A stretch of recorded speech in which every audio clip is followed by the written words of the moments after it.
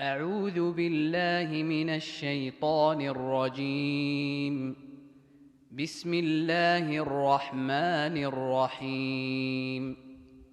الحمد لله الذي خلق السماوات والأرض وجعل الظلمات والنور ثم الذين كفروا بربهم يعدلون. هو الذي خلقكم من طين ثم قضى أجلا وأجل مسمى عنده ثم أنتم تمترون. وهو الله في السماوات وفي الأرض يعلم سركم وجهركم ويعلم ما تكسبون. وما تأتيهم من آية من آيات ربهم إلا كانوا عنها معرضين. فقد كذبوا بالحق لما جاءهم فسوف يأتيهم أنباء ما كانوا به يستهزئون. ألم يروا كم أهلكنا من قبلهم من قرن مكناهم في الأرض ما لم نمكن لكم وأرسلنا السماء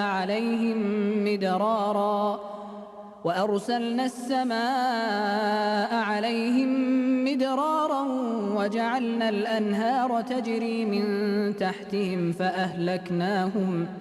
فأهلكناهم بذنوبهم وأنشأنا من بعدهم قرنا آخرين. ولو نزلنا عليك كتابا في قرطاس فلمسوه بأيديهم لقال الذين كفروا إن هذا إلا سحر مبين. وقالوا لولا أنزل عليه ملك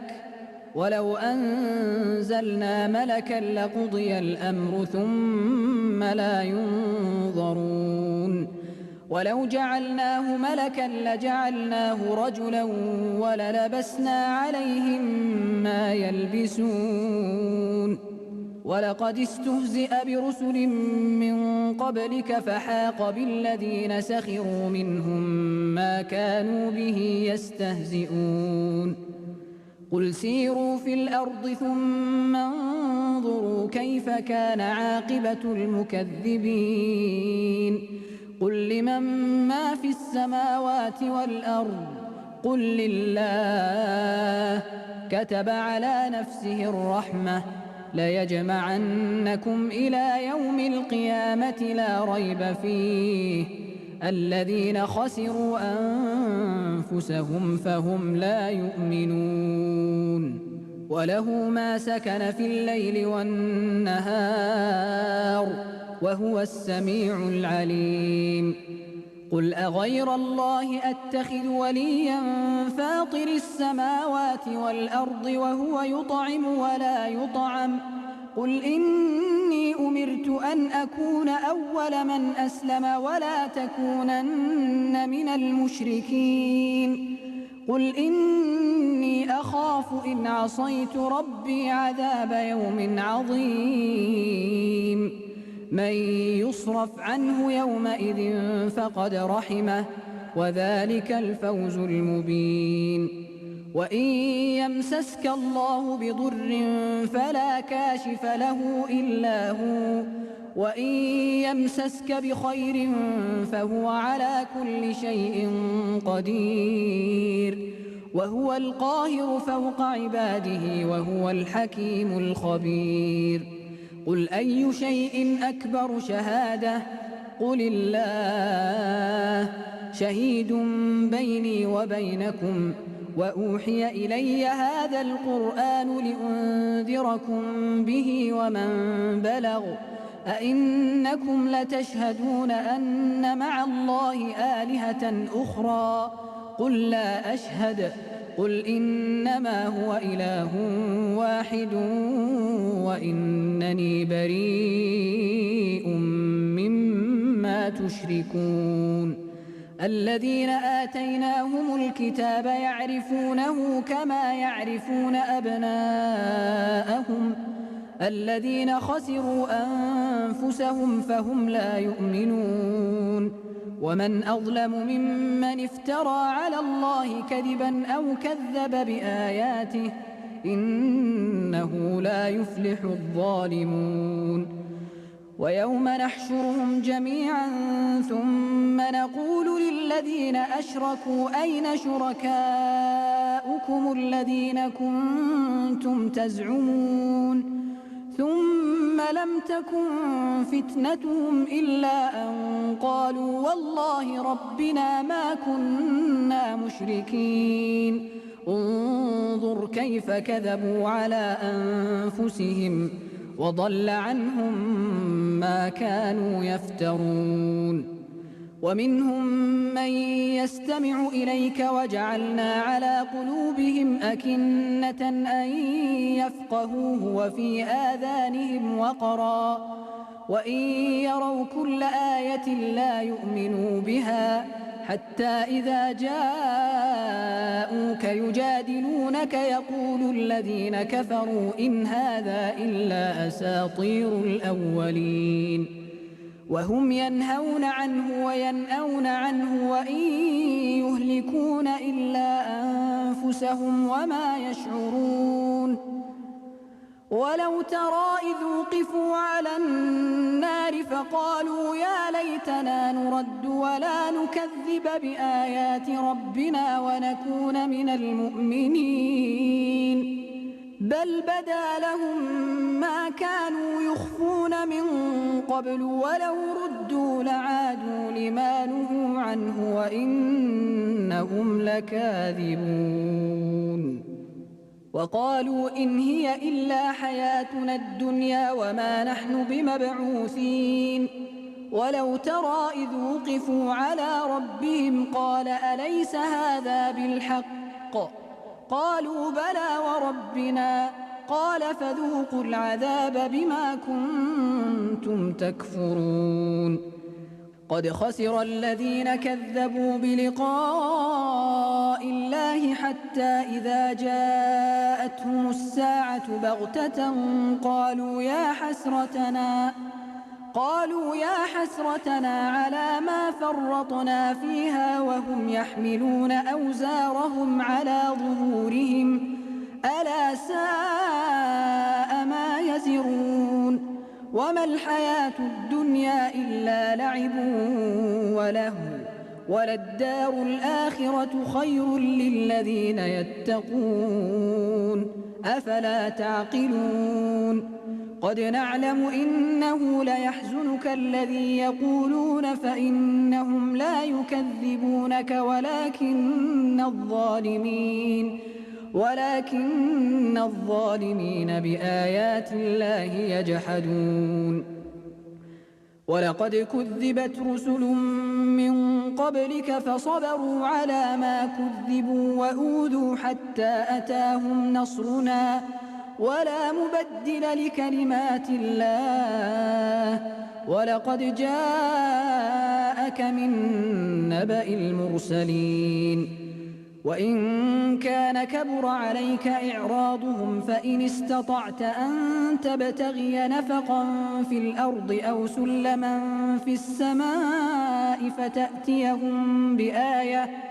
ولو شاء الله لجمعهم على الهدى فلا تكونن من الجاهلين إنما يستجيب الذين يسمعون والموتى يبعثهم الله ثم إليه يرجعون وقالوا لولا نزل عليه آية من ربه قل إن الله قادر على أن ينزل آية ولكن أكثرهم لا يعلمون وما من دابة في الأرض ولا طائر يطير بجناحيه إلا أمم أمثالكم ما فرطنا في الكتاب من شيء ثم إلى ربهم يحشرون والذين كذبوا بآياتنا صم وبكم في الظلمات من يشاء الله يضلله ومن يشاء يجعله على صراط مستقيم قل أرأيتكم إن أتاكم عذاب الله أو أتتكم الساعة أغير الله تدعون إن كنتم صادقين بل إياه تدعون فيكشف ما تدعون إليه إن شاء وتنسون ما تشركون ولقد أرسلنا إلى من قبلك فأخذناهم بالبأساء والضراء لعلهم يتضرعون فلولا إذ جاءهم بأسنا تضرعوا ولكن قست قلوبهم وزين لهم الشيطان ما كانوا يعملون فلما نسوا ما ذكروا به فتحنا عليهم أبواب كل شيء حتى إذا فرحوا بما أوتوا أخذناهم بغتة فإذا هم مبلسون فقطع دابر القوم الذين ظلموا والحمد لله رب العالمين قل أرأيتم إن أخذ الله سمعكم وأبصاركم وختم على قلوبكم من إله غير الله يأتيكم به انظر كيف نصرف الآيات ثم هم يصدفون قل أرأيتكم إن أتاكم عذاب الله بغتة أو جهرة هل يهلك إلا القوم الظالمون وما نرسل المرسلين إلا مبشرين ومنذرين فمن آمن وأصلح فلا خوف عليهم ولا هم يحزنون والذين كذبوا بآياتنا يمسهم العذاب بما كانوا يفسقون قل لا أقول لكم عندي خزائن الله ولا أعلم الغيب ولا أقول لكم إني ملك إن أتبع إلا ما يوحى إلي قل هل يستوي الأعمى والبصير أفلا تتفكرون وأنذر به الذين يخافون أن يحشروا إلى ربهم ليس لهم من دونه ولي ولا شفيع لعلهم يتقون ولا تطرد الذين يدعون ربهم بالغداة والعشي يريدون وجهه ما عليك من حسابهم من شيء وما من حسابك عليهم من شيء فتطردهم فتكون من الظالمين وكذلك فتنا بعضهم ببعض ليقولوا أهؤلاء من الله عليهم من بيننا أليس الله بأعلم بالشاكرين وإذا جاءك الذين يؤمنون بآياتنا فقل سلام عليكم كتب ربكم على نفسه الرحمة أنه من عمل منكم سوءا بجهالة ثم تاب من بعده وأصلح فأنه غفور رحيم وكذلك نفصل الآيات ولتستبين سبيل المجرمين قل إني نهيت أن أعبد الذين تدعون من دون الله قل لا أتبع أهواءكم قد ضللت إذا وما أنا من المهتدين قل إني على بينة من ربي وكذبتم به ما عندي ما تستعجلون به إن الحكم إلا لله يقص الحق وهو خير الفاصلين قل لو أن عندي ما تستعجلون به لقضي الأمر بيني وبينكم والله أعلم بالظالمين وعنده مفاتح الغيب لا يعلمها إلا هو ويعلم ما في البر والبحر وما تسقط من ورقة إلا يعلمها ولا حبة في ظلمات الأرض ولا رطب ولا يابس إلا في كتاب مبين. وهو الذي يتوفاكم بالليل ويعلم ما جرحتم بالنهار ثم يبعثكم فيه ليقضى أجل مسمى ثم إليه مرجعكم ثم ينبئكم بما كنتم تعملون. وهو القاهر فوق عباده ويرسل عليكم حفظة حتى إذا جاء أحدكم الموت توفته رسلنا وهم لا يفرطون ثم ردوا إلى الله مولاهم الحق ألا له الحكم وهو أسرع الحاسبين. قل من ينجيكم من ظلمات البر والبحر تدعونه تضرعا وخفية لئن أنجانا من هذه لنكونن من الشاكرين. قل الله ينجيكم منها ومن كل كرب ثم أنتم تشركون. قل هو القادر على أن يبعث عليكم عذابا من فوقكم أو من تحت أرجلكم أو يلبسكم شيعا ويذيق بعضكم بأس بعض. انظر كيف نصرف الآيات لعلهم يفقهون. وكذب به قومك وهو الحق قل لست عليكم بوكيل لكل نبأ مستقر وسوف تعلمون. وإذا رأيت الذين يخوضون في آياتنا فأعرض عنهم حتى يخوضوا في حديث غيره وإما ينسينك الشيطان فلا تقعد بعد الذكرى مع القوم الظالمين. وما على الذين يتقون من حسابهم من شيء ولكن ذكرى لعلهم يتقون. وذر الذين اتخذوا دينهم لعبا ولهوا وغرتهم الحياة الدنيا وذكر به أن تبسل نفس بما كسبت ليس لها من دون الله ولي ولا شفيع وإن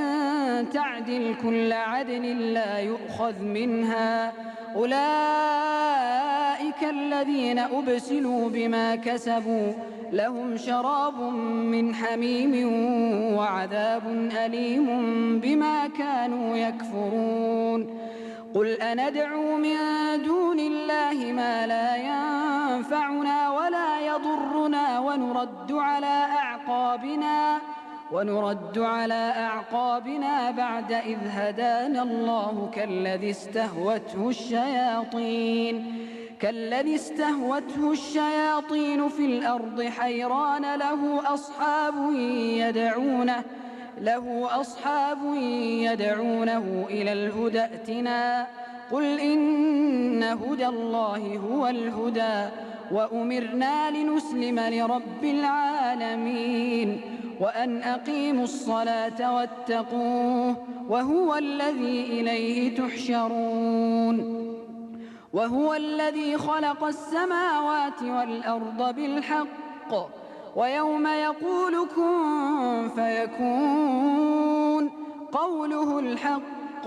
وله الملك يوم ينفخ في الصور عالم الغيب والشهادة وهو الحكيم الخبير. وإذ قال إبراهيم لأبيه آزر أتتخذ أصناما آلهة إني أراك وقومك في ضلال مبين. وكذلك نري إبراهيم ملكوت السماوات والأرض وليكون من الموقنين فلما جن عليه الليل رأى كوكبا قال هذا ربي فلما أفل قال لا أحب الآفلين فلما رأى القمر بازغا قال هذا ربي فلما أفل قال لئن لم يهدني ربي لأكونن من القوم الضالين فلما رأى الشمس بازغة قال هذا ربي هذا أكبر فلما أفلت قال يا قوم إني بريء مما تشركون إني وجهت وجهي للذي فطر السماوات والأرض حنيفا وما أنا من المشركين وحاجه قومه قال أتحاجوني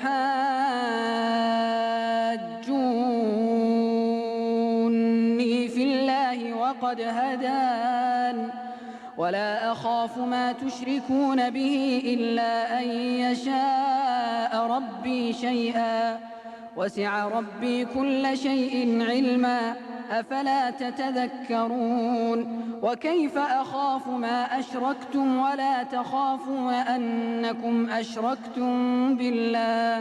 ولا تخافون أنكم أشركتم بالله ما لم ينزل به عليكم سلطانا فأي الفريقين أحق بالأمن إن كنتم تعلمون الذين آمنوا ولم يلبسوا إيمانهم بظلم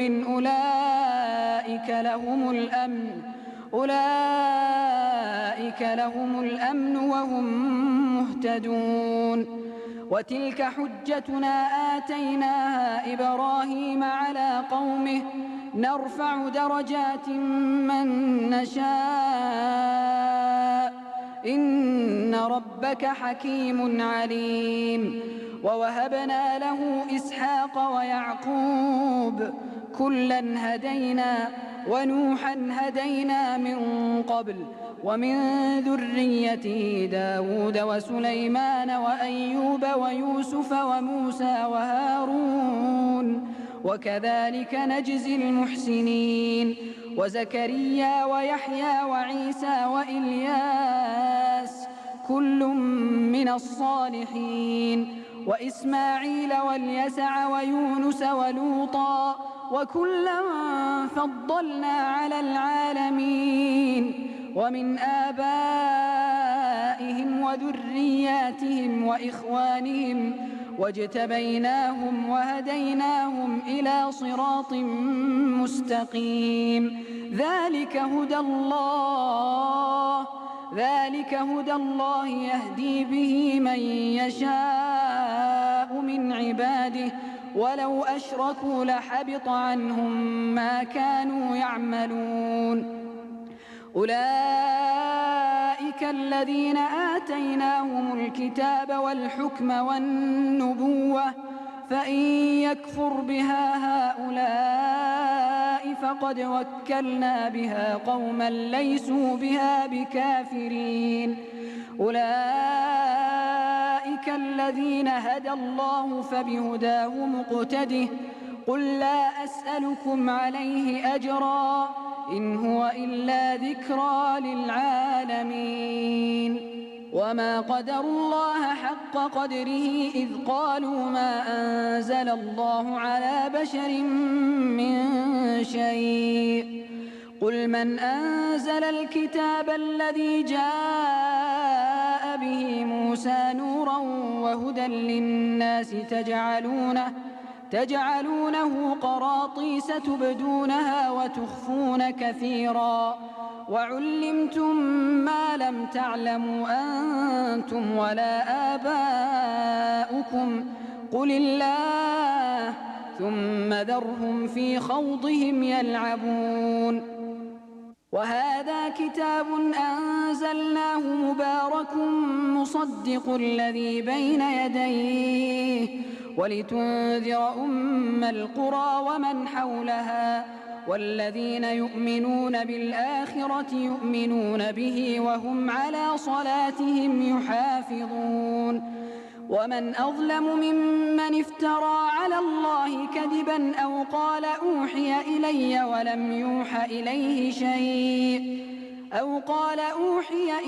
ولم يوحى إليه شيء ومن قال سأنزل مثل ما أنزل الله ولو ترى إذ الظالمون في غمرات الموت والملائكة باسطوا أيديهم أخرجوا أنفسكم اليوم تجزون عذاب الهون بما كنتم تقولون على الله غير الحق وكنتم عن آياته تستكبرون ولقد جئتمونا فرادا كما خلقناكم أول مرة وتركتم ما خولناكم وراء ظهوركم وما نرى معكم شفعاءكم الذين زعمتم أنهم فيكم شركاء لقد تقطع بينكم وضل عنكم ما كنتم تزعمون إن الله فالق الحب والنوى يخرج الحي من الميت ومخرج الميت من الحي ذلكم الله فأنى تؤفكون فالق الإصباح وجعل الليل سكنا والشمس والقمر حسبانا ذلك تقدير العزيز العليم وهو الذي جعل لكم النجوم لتهتدوا بها في ظلمات البر والبحر قد فصلنا الآيات لقوم يعلمون وهو الذي أنشأكم من نفس واحدة فمستقر ومستودع قد فصلنا الآيات لقوم يفقهون وهو الذي أنزل من السماء ماء فأخرجنا به نبات كل شيء فأخرجنا منه خضرا نخرج منه حبا متراكبا ومن النخل من طلعها قنوان دانية وجنات من أعناب والزيتون والرمان مشتبها وغير متشابه انظروا إلى ثمره إذا أثمر وينعه إن في ذلكم لآيات لقوم يؤمنون وجعلوا لله شركاء الجن وخلقهم وخرقوا له بنين وبنات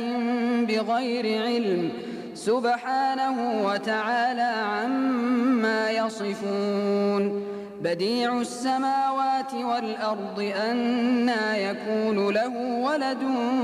ولم تكن له صاحبة وخلق كل شيء وهو بكل شيء عليم ذلكم الله ربكم لا إله إلا هو خالق كل شيء فاعبدوه وهو على كل شيء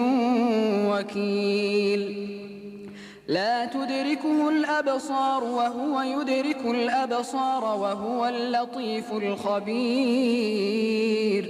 قد جاءكم بصائر من ربكم فمن أبصر فلنفسه ومن عمي فعليها وما أنا عليكم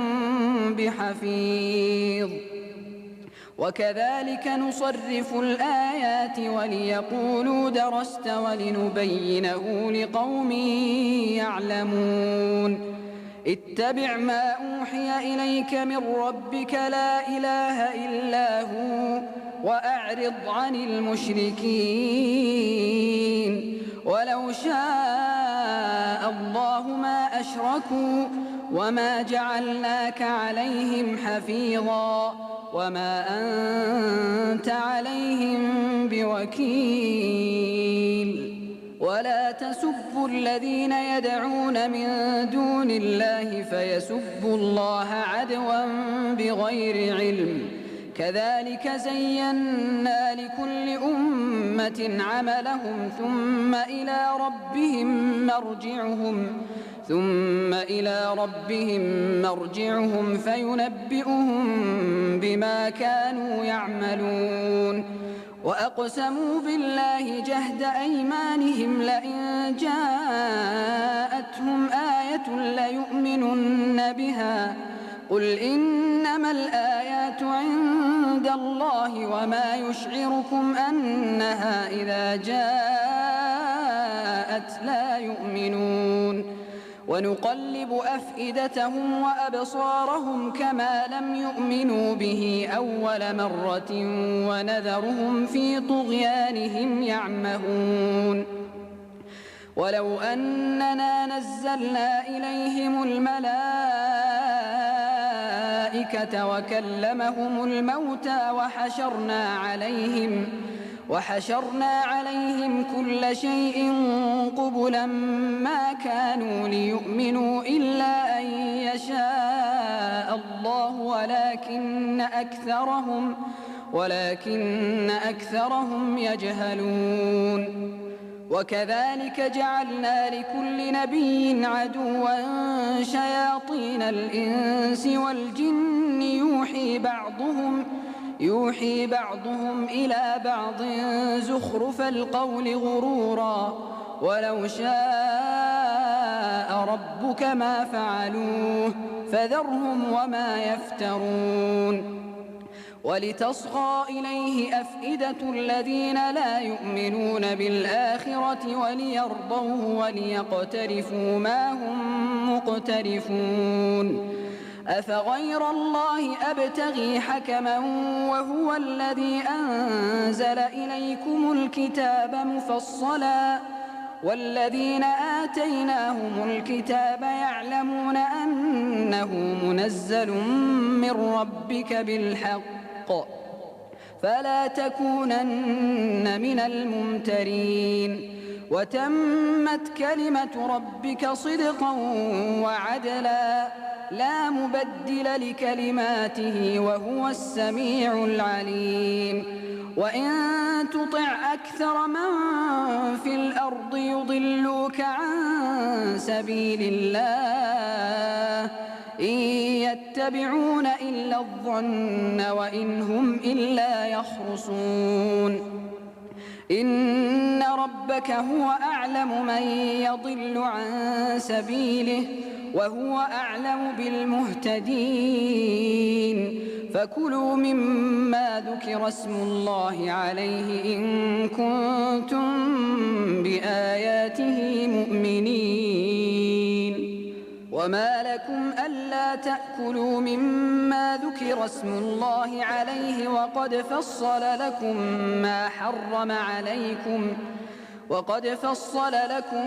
ما حرم عليكم إلا ما اضطررتم إليه وإن كثيرا ليضلون بأهوائهم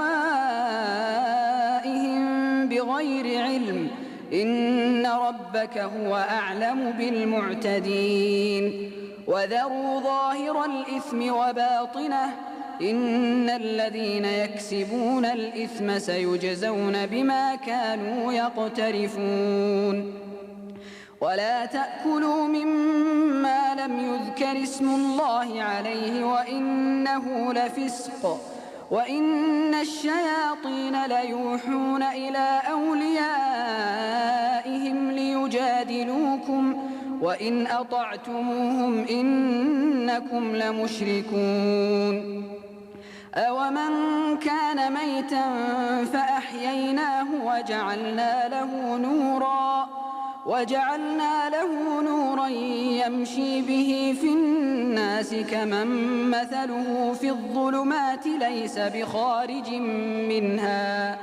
كذلك زين للكافرين ما كانوا يعملون وكذلك جعلنا في كل قرية أكابر مجرميها ليمكروا فيها وما يمكرون إلا بأنفسهم وما يشعرون وإذا جاءتهم آية قالوا لن نؤمن حتى نؤتى مثل ما أوتي رسل الله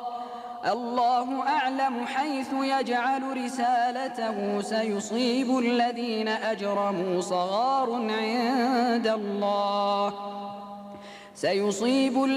أجرموا صغار عند الله وعذاب شديد بما كانوا يمكرون فمن يرد الله أن يهديه يشرح صدره للإسلام ومن يرد أن يضله يجعل صدره ضيقا حرجا كأنما يصعد في السماء كذلك يجعل الله الرجس على الذين لا يؤمنون وهذا صراط ربك مستقيما قد فصلنا الآيات لقوم يذكرون لهم دار السلام عند ربهم وهو وليهم بما كانوا يعملون ويوم يحشرهم جميعا يا معشر الجن قد استكثرتم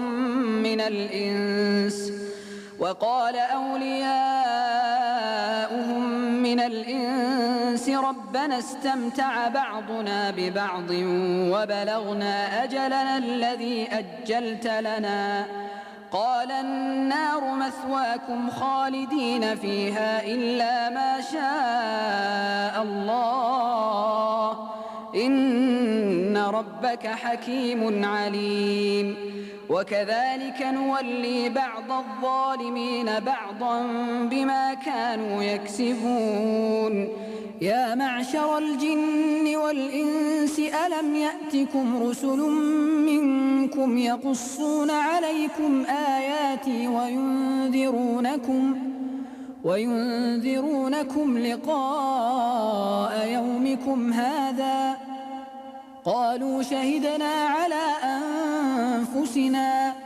وغرتهم الحياة الدنيا وشهدوا على أنفسهم أنهم كانوا كافرين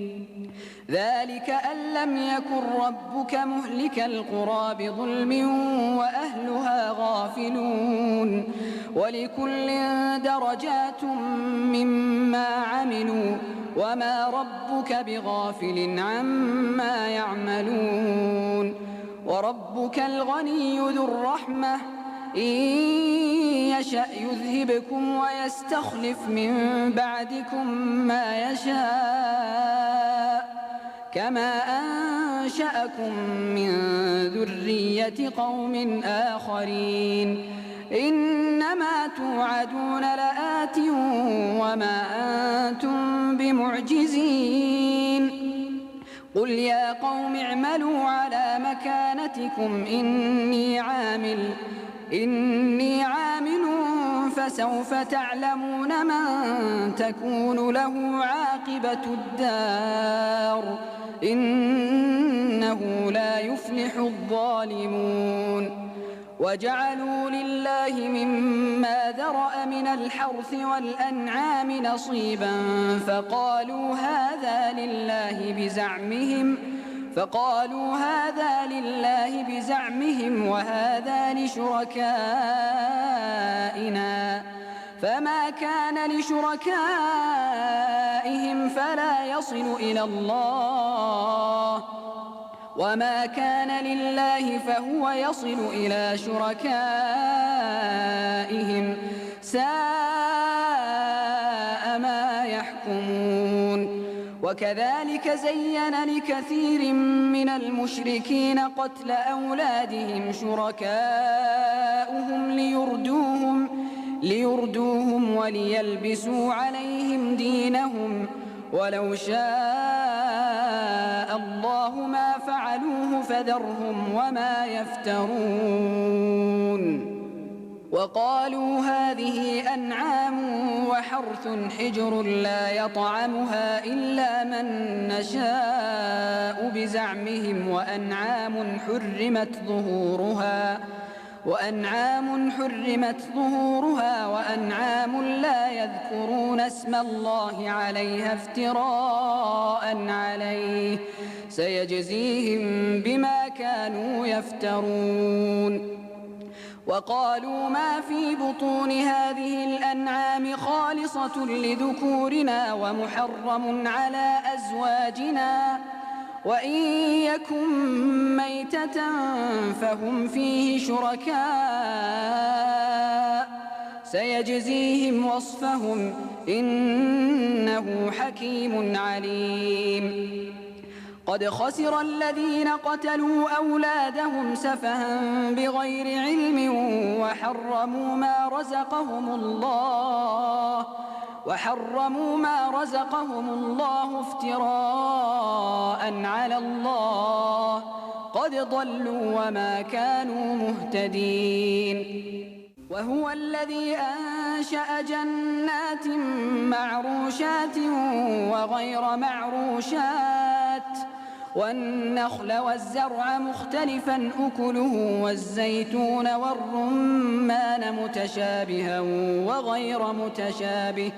كلوا من ثمره إذا أثمر وآتوا حقه يوم حصاده ولا تسرفوا إنه لا يحب المسرفين ومن الأنعام حمولة وفرشا كلوا مما رزقكم الله ولا تتبعوا خطوات الشيطان إنه لكم عدو مبين 8 أزواج من الضأن 2 ومن المعز 2 قل الذكرين حرم أم الأنثيين أما اشتملت عليه أرحام الأنثيين نبئوني بعلم إن كنتم صادقين ومن الإبل 2 ومن البقر 2 قل الذكرين حرم أم الأنثيين أما اشتملت عليه أرحام الأنثيين أم كنتم شهداء إذ وصاكم الله بهذا فمن أظلم ممن افترى على الله كذبا ليضل الناس بغير علم إن الله لا يهدي القوم الظالمين قل لا أجد فيما أوحي إلي محرما على طاعم يطعمه إلا أن يكون ميتة أو دما مسفوحا أو لحم خنزير فإنه رجس أو فسقا أهل لغير الله به فمن اضطر غير باغ ولا عاد فإن ربك غفور رحيم وعلى الذين هادوا حرمنا كل ذي ظفر ومن البقر والغنم حرمنا عليهم شحومهما إلا ما حملت ظهورهما أو الحوايا أو ما اختلط بعظم ذلك جزيناهم ببغيهم وإنا لصادقون فإن كذبوك فقل ربكم ذو رحمة واسعة ولا يرد بأسه عن القوم المجرمين سيقول الذين أشركوا لو شاء الله ما أشركنا ولا آباؤنا ولا حرمنا حرمنا من شيء كذلك كذب الذين من قبلهم حتى ذاقوا بأسنا قل هل عندكم من علم فتخرجوه لنا إن تتبعون إلا الظن وإن أنتم إلا تخرصون قل فلله الحجة البالغة فلو شاء لهداكم أجمعين قل هلم شهداءكم الذين يشهدون أن الله حرم هذا فإن شهدوا فلا تشهد معهم ولا تتبع أهواء الذين كذبوا بآياتنا والذين لا يؤمنون بالآخرة وهم بربهم يعدلون